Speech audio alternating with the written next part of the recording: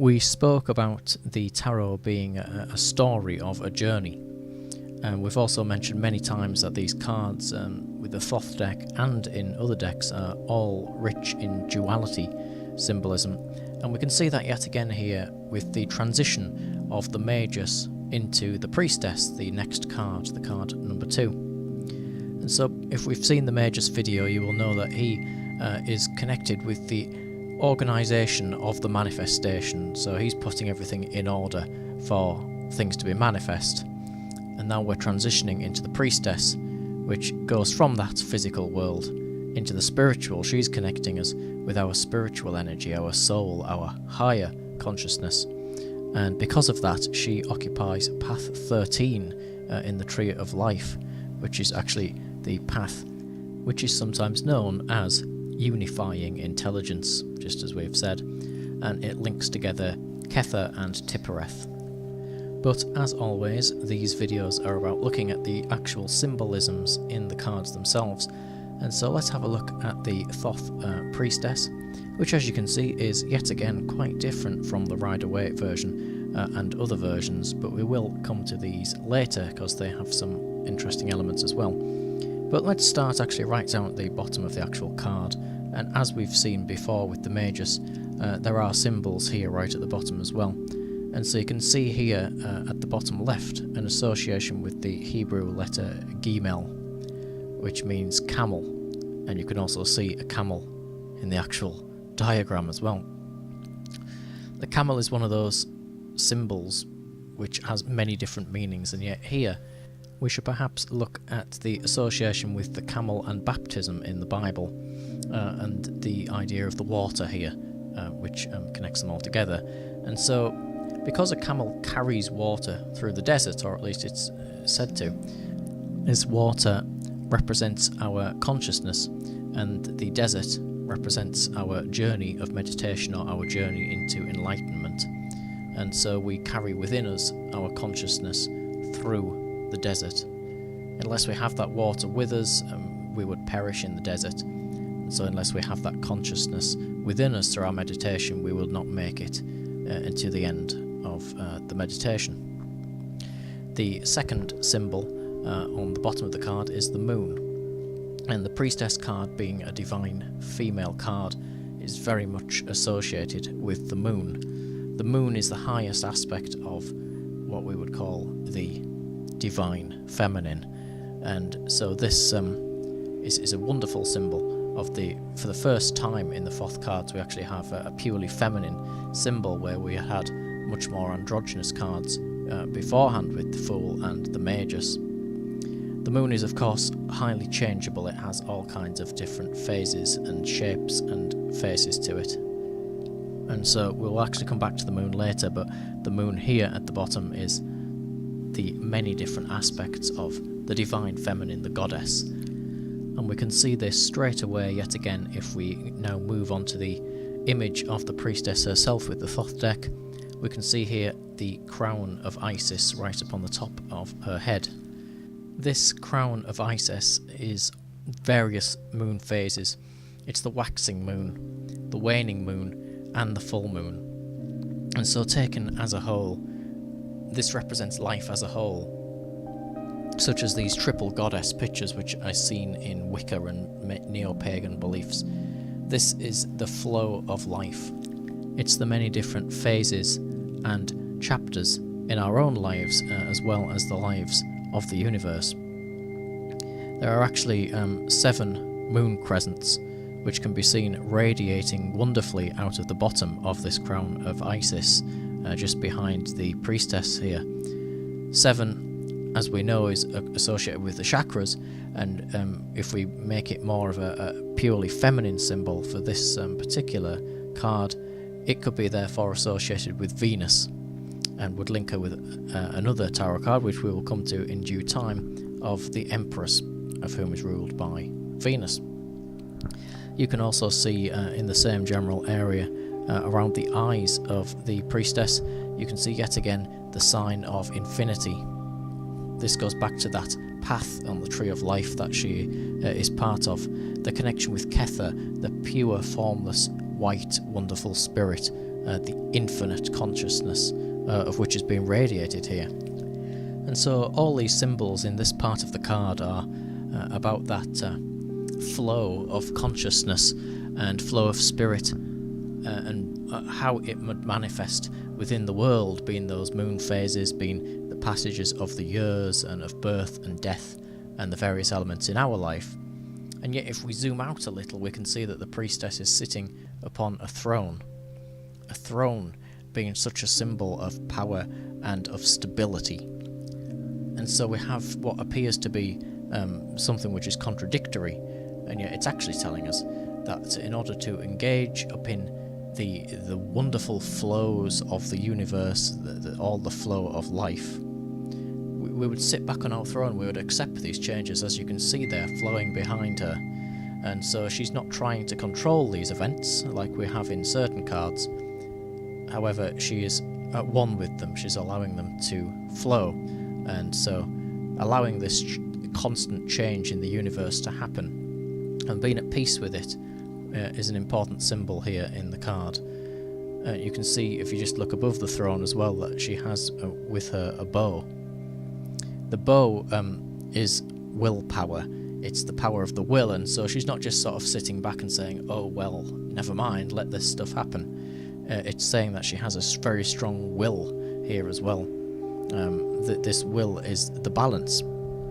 This is allowing Crowley in Thelema has the idea of the true will, of course, and so you would follow your will but also have your true will. And so you're not fighting against your true will, you are allowing that to flow. And yet you also have a great willpower, so you're not just blasé and allowing things to happen. The bow, of course, has many other symbols as well. The actual sound of the bow is Om, which is the universal frequency. The universal frequency which we would use in meditation to really change our whole mindset straight away. And often harps and bows and string type instruments within this type of symbology do represent the divine sound of Om. Purely physically speaking, if you look at the actual bow itself, it could be described as a type of lyre. The lyre being in mythology an instrument which is used by Apollo. Apollo being the brother of Artemis, of course, in your classical studies will have told you. So, the brother of Artemis, Apollo. If you look at Crowley's book, Liber 777, he will therefore, in that book, attribute Tippereth to Apollo. And so this brings us right back to the beginning, with the priestess using that lyre, which is used by Apollo, meaning that she is linked with her path on the tree of life, where she goes from Tippereth to Kether. Absolutely no stone is left unturned with the symbols in these cards, and that's what makes them so fascinating. If you even look very closely at the very bottom of the throne, you will see an upside down crescent moon shape. Very easy to miss, as some of these symbols are. This upside down or inverted crescent could perhaps symbolise the unconscious mind. So this is the part of the consciousness that we don't see. It's the receptive mind, if you like, in modern terms, the subconscious. That kind of hidden mind which accepts suggestions which are given to it, and it's not a part of the mind that we see or are aware of, and so it's pointing downwards. And the inverted crescent moon can also be found later on in the tarot with a very strange card, which is the card of the moon, which we will come to later. And yet the priestess has a positive relationship with the subconscious. It's on her throne, because she wouldn't have it on her throne if she didn't have a good relationship with it. And of course, as a divine feminine archetype, she has a very strong intuition, and her intuition, and therefore the types of suggestions which are in her subconscious, are very highly powered and very highly developed. And so the subconscious is like a huge resource that we can tap into, yet most people don't. And she's got it right there on her throne. She's sitting upon it. She's mastered it. She has this huge position upon the tree of life with the Tippereth and the Kether. and this links her to the middle pillar, that strong liminal point between all things. And so, staying with that idea for a moment, let's just swap to the popular High Priestess card of the Rider-Waite, just because it's slightly easy to explain it with this card. So you can see on the Rider-Waite card that she sits in front of two pillars. One is black and one is white. These are Jachin and Boaz, which are pillars which are said to be on the outer walls of Solomon's temple. They are used very frequently in Freemasonry, and many Masonic lodges have Jachin and Boaz on the outer walls of their doors. Of course, Jachin and Boaz here represent a passage between worlds, the entering of a veil, and of course the priestess is sat in between a veil. She's sat in the midst of the veil of illusion, the world which is neither form nor formlessness. She therefore is that middle pillar. She is the truth which lies behind all form, which is of course ultimately illusion, and all separateness, which is ultimately illusion, all comes together beyond the veil, all the different realms of consciousness, and so she is sitting in between that veil. Jachin and Boaz in Masonry can also simply represent, in very basic terms, how when we enter into certain places, we behave in a certain way, or the place feels different. So like when we would enter into school, we're in sort of school mode, and then when we go back out, we're back to our normal selves. So it represents, in that respect, the crossing of a boundary, the entering and exiting from somewhere where things are different, rules are different, or it simply feels different.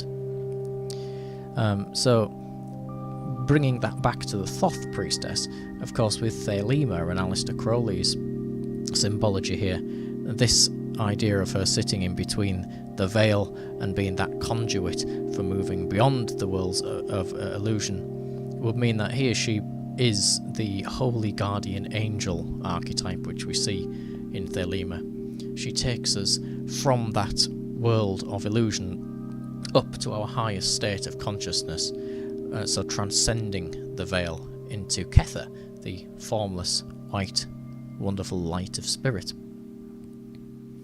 So if we actually look now, like actually in front of the card, which is supposedly in front of the veil. So we've got the camel, which we had before, and around the camel you can see all manner of different fruits and flowers and natural symbols. On the Tree of Life, Tepereth is said to suggest the idea of beauty and wonder. And so these, all the different fantastic colours and shapes represent that beauty and wonder.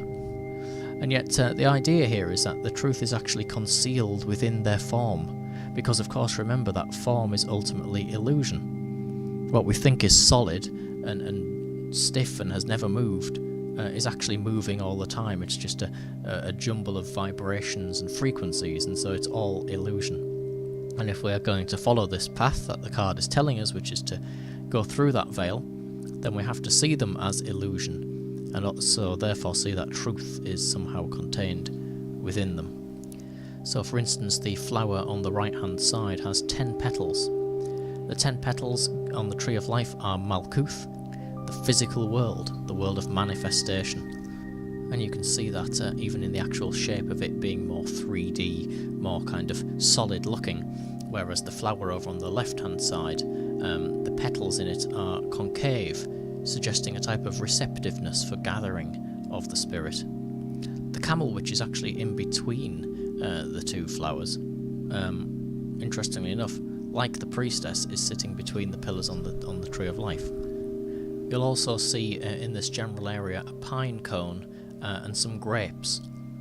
These associated themselves with Bacchus and of Dionysus.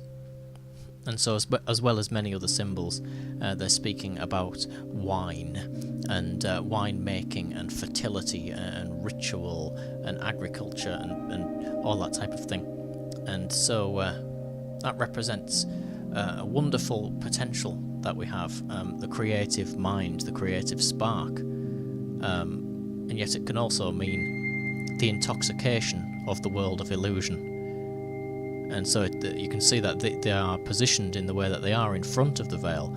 They are the world of illusion that we can become lost in if we are not careful with them.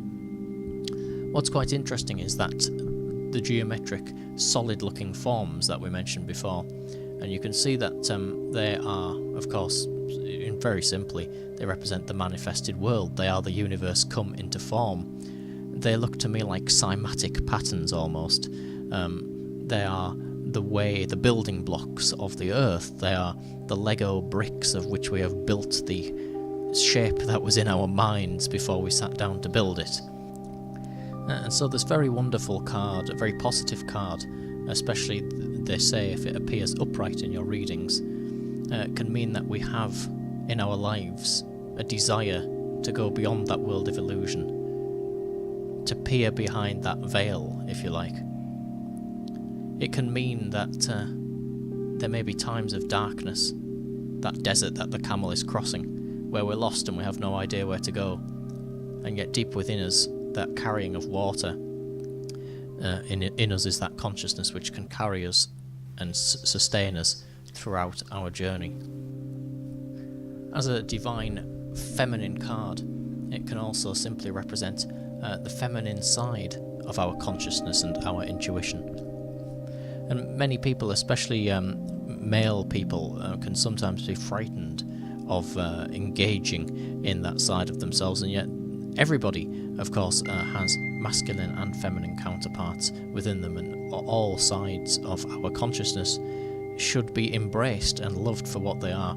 And so it's said sometimes that in a reading, if the card is upside down, that it could mean that the person isn't accepting that side of themselves, for example.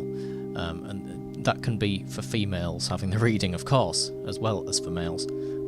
Having the card upside down as well puts all that stuff at the bottom to the top. That could also mean, of course, that we are simply looking at things on their surface, looking at them just for what they appear to be, without actually truly understanding what they really are and understanding them with depth. Having the card upside down really does change its meaning, therefore it can mean that we're too caught up with that material side and that we don't see the veil, and so we end up standing simply in front of the veil, maybe not even seeing that it's there, or struggling to get behind it because all this stuff is in the way and we can't see that this is actually an illusion. And of course, as it is an illusion, we can walk freely throughout that spectrum and cross the veil and continue upon our journey.